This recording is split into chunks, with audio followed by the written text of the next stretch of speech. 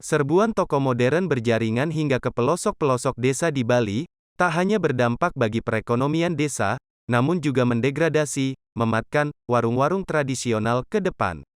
Menjamurnya toko modern berjaringan ini seakan tak mampu dibendung. Hal ini merupakan dampak dari terbitnya Undang-Undang Cipta Kerja tahun 2020.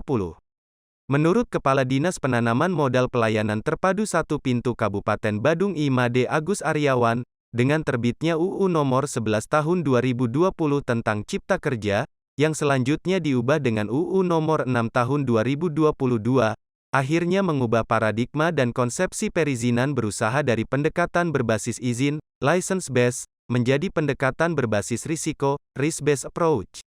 Penerapan perizinan berusaha berbasis risiko ini menimbulkan konsekuensi dan perubahan paradigma dalam pengawasan. Semula pengawasan lebih difokuskan pada pemenuhan persyaratan administrasi untuk mendapat izin yang dinilai menimbulkan beban administrasi dan birokrasi yang panjang, sedangkan pada kegiatan usaha berbasis risiko, pengawasan lebih dititik beratkan pada kegiatan usaha untuk memenuhi standar dan persyaratan kegiatan. Untuk di Jembrana, toko modern berjaringan belakangan ini pun terus bertambah dan menjamur. Bahkan toko modern ini merambah hingga pelosok pedesaan. Kondisi ini mengakibatkan para pedagang kecil menjerit karena terancam sepi, bahkan bisa gulung tikar alias bangkrut.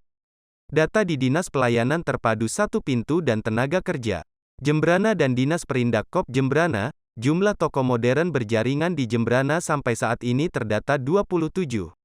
Sebagian besar berlokasi di Kecamatan Negara yakni 8 toko, Kecamatan Jembrana 6 toko, Kecamatan Mendoyo 5 toko, Kecamatan Pekutatan 1 toko, dan Kecamatan Melaya 4 toko.